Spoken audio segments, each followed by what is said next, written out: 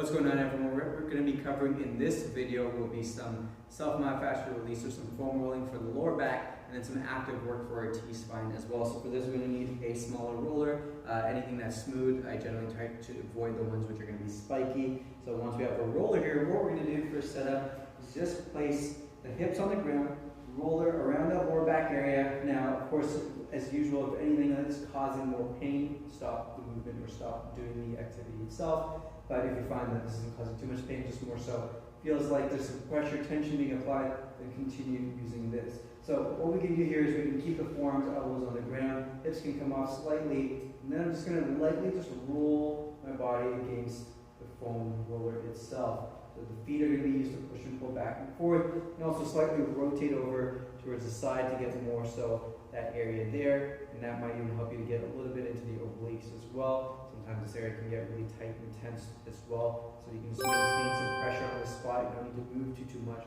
Very light, small movements here. Now, once we're done both sides, we can spend about a minute or two there. Then we're going to keep the roller a little bit higher up around the T-spine here. It's a bit of more of an active drill. What I want to do is I'm going to keep my feet planted, knees bent, slightly tucking that tailbone because I don't want my lower back to overextend and arch.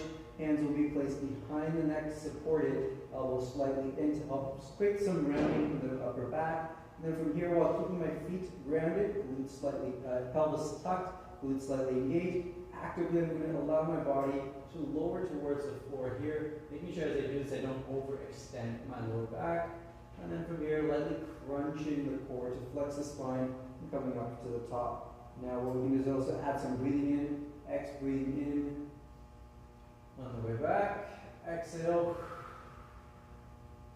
As we come up to the top, I'm just trying to get a little bit more range, maybe adding, trying to get a little bit closer to the ground as we go. Make sure that we don't just let the neck overextend on this one either here, and then if you start to feel this creating a little bit of pressure in the lower back, you can have your hips slightly elevated on an object, or just again avoid the movement from there. Otherwise, try to do about 10 or so active reps for this last one.